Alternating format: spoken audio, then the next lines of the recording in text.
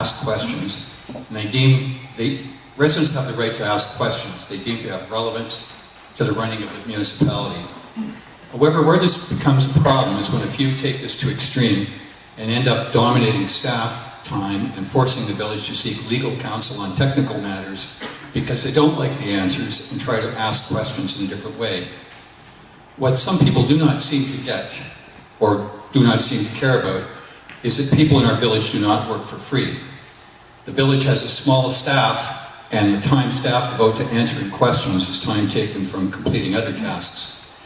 Consistent use of staff's time that only serves the needs of a few hurt the many as the work that benefits the broader community is not attended to. I'll give one example of the use of staff time over the past year. One resident made a broad request under Freedom of Information that resulted in 17,000 emails needing to be assembled.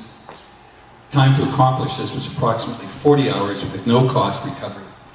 40 hours, that's a lot of time that could have been spent to the greater benefit of the community. Candidate McLaughlin, you may answer.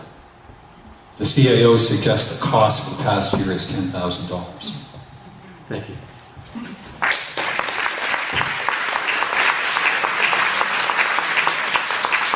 Would anybody else like? Yes.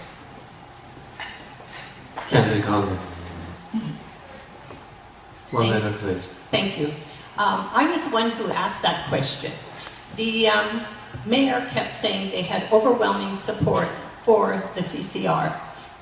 This council allowed her to continue to say that. When I asked for proof, documentation, they never had it. Through Freedom of Information, they produced 2,600 pages. And out of those pages came 61 responses. 22 of you bothered to tell this council, build a really nice community center, spend as much money as you want, I don't care. We never heard from the rest of you. And we didn't pay a cent because it's public domain information. And this council has to tell us stuff. That's why they go looking for their emails.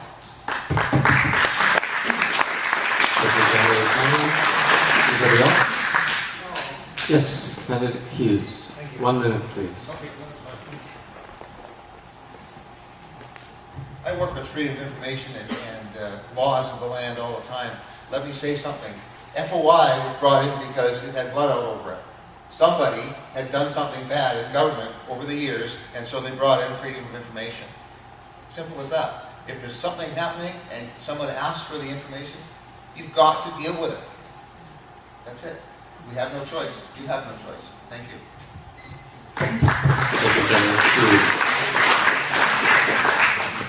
Anybody else? Next question from Mary McLaughlin.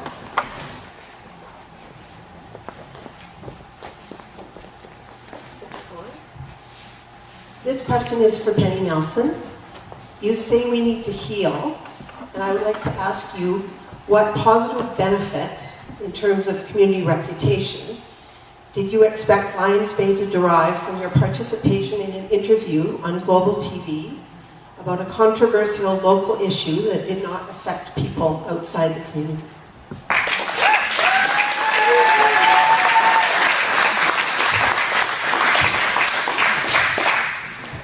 I am so glad this question came up. Someone referred to it as airing one's dirty laundry. Let's talk about the dirty laundry. Let's talk about spending $191,000 tax dollars on an architect who is the client of Mary's. It was never declared to any of us. It was never declared until please, we started Candidate Nelson, allegations are really not in order This is not tonight. an allegation, this happened. Sorry, Lewis, I know you don't know this. I don't know, yeah, but it sounds to me like it's... It's a fact. All right, we'll give you your full minute. Please start again. Yeah, in fact, what happened on March the 4th, as a result of Carol Conlon asking questions, we discovered over time that this was in fact the case. It was never publicly declared. We didn't know about it. All we knew is that money was going down the drain on a design that we could never afford to build. Now, when that television thing came up, number one, I got a lot of calls from right here in the village saying, I am furious. I didn't know. Why didn't I know this? People outside of the village may or may not have understood what was going on in Lions Bay. They probably didn't. We all talk about transparency. We all talk about sharing facts and figures. When we share the facts and figures, we need to accept that these are things that you can go and see on council minutes. You can go and listen to the official audio of a council meeting, and these facts are out there. Personally, if someone puts a dollar sign in front of numbers and it's my tax dollars, I want to know about it. So when Global TV comes a-calling, and they don't very often, and there are other people that have spoken out as well, then I think that residents have the right to know what's going on. That has always been my message. We have the right to know what's going on. No more of the secrecy. No more of the conflicts of interest. This is not ethical government. So yes, did I speak to Global when they came? Yes, I did. Thank you, Candidate Nelson. Comment, please, on the choice of architect. At the time, we were at that point as far as what we might do with the village renovation. We had 3 separate architects come to council and present to council their plan. It was a free-for-all. Candidate Nelson, you're out of order. The question was directed at Candidate I Nelson. apologize. I gave you a little bit of leeway there. And Candidate Nelson, thank you for, I'm sorry about my interruption. Next questioner, Mark Bages. Okay. Neville Abbott. Okay. I do have a question that's kind of pertinent to what we're discussing. I have noticed, however, that there's all these names seem to be, and the previous names all seem to be the same people over and over, and I don't see any new names. If there's anyone here that is new in the village, feels they have a pertinent question, they can come ask it, otherwise I'll ask the question I was going to ask. 30 seconds. Okay. Which we heard a lot about transparency from the current council and the new candidates. Yet we have a bylaw, proposed bylaw amendment at the moment that I think may still get passed in this term, or if not, you may have run out of time. It's on the latest, previous to last agenda package.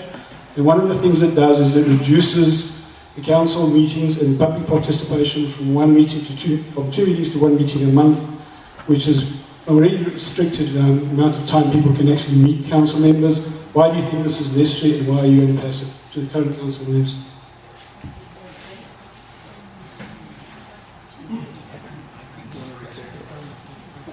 The bylaw amendment that you have proposed to reduce the council meetings and therefore public participation from 2 meetings a month to 1 meeting a month, why is it necessary?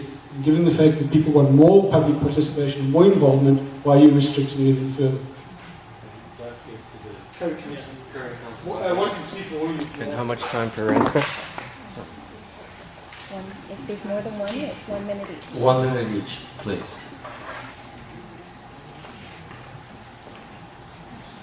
Candidate Bain. Well, I think the intent of cutting back to 1 meeting a month as opposed to 2 had nothing to do with restricting public access to the community. We had other concerns like the amount of staff time, the preparation of all these meetings take. And we all have busy lives too, and I can think of 1,000 things I'd rather do than sit in one more meeting. I'm happy to go and serve as best as I can with the council, but I have not much patience for pointless meetings just because we should have a meeting. So again, it's not to restrict public access to council. Thank you, Candidate Bain.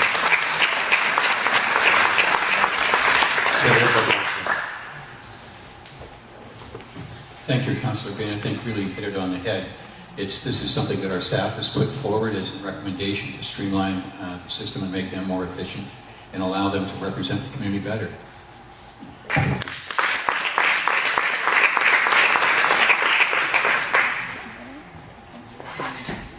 All right, next questioner, Lisa Turpin.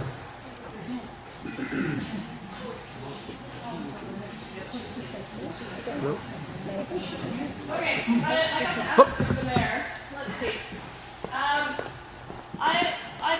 I'd like to know, because there's being so much angst and the village spirit, I feel I'm very tired of people telling me that they speak on behalf of the village. Just because you're elected to council doesn't mean you speak on my behalf. Some of you never have and never will. And what I want to know is how you tend to sit on a council when you are going to have angst with each other, and how you're going to make it so it's not a stubborn government, so that you actually listen to each other and value each other's opinion. Whether it's someone who enjoys and thinks we should have secondary suites, seniors housing, or whatever. I want to know how you're going to work together to form consensus for what's best for this village. How are you going to do that when there's so much infighting with all of you? So all of them, go.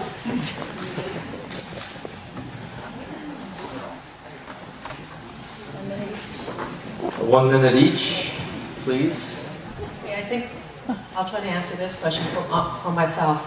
I don't think I don't know about the infighting, but I think that when we say we speak for everyone, I think we really do need to find out what everyone is thinking, where everyone wants to go, before we can say that we're speaking on behalf of everyone. So what I propose is that we have a master survey, put up some issues, and see where everyone's coming from. Then we can move forward from there. Thank you, Candidate Robertson. Candidate Bino.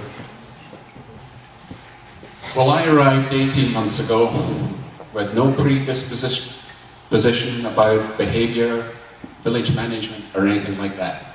My knowledge comes from what I've seen before. But I can share with you, there has been no infighting, no real disagreements, none of the problems that I hear have been in the past amongst all the new candidates. I think there's a clear difference of attitude, and from my perspective, I can only operate from a position of respect and integrity. That's my personal ethos, and that's the only way I know how to behave, and that's the only way I'm going to communicate. Thank you. Thank you, Candidate Bino. Candidate Nelson. Thank you, Don. Now, Don and Helen can attest to the fact that all of us up here on the news side have been working together. We've been sharing things like print costs. We've been inviting each other to the same coffee parties. We've been on each other's email lists ever since we started on this thing. And we never always agree. Not my group, not our whole group, new group, whatever. But we always come out with something bigger and better than we started off with. And I said this before. I think the thing is that a lot of what I'm seeing here, this vicious attack sort of thing, we didn't have that.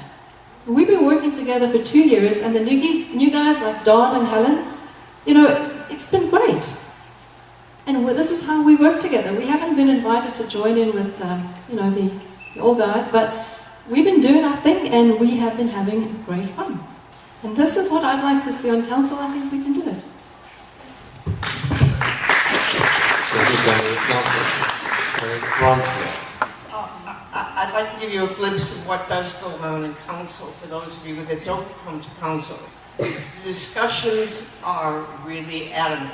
The discussions are very different. We don't speak as one person at a council meeting. We are 5 people around that table, and the discussion and the disagreement is tremendous. But at the end, we come with a plan, or we come with a conclusion, or this is what's best. I have to tell you that I, as a councillor, represent all of Lions Bay, from one end to the other. I live on a particular street, but that has nothing to do with it. And I would like to say that every councillor here, on this council, including Councillor Ando, has been in on these animated discussions and in people's living rooms. I should say that sometimes a councillor comes to my house unexpectedly and let him in, and he has a point of view, and I listen very carefully. And we Thank you, Councillor. so it's already happening. nothing's new. Thank you. Candidate Conklin. Hello.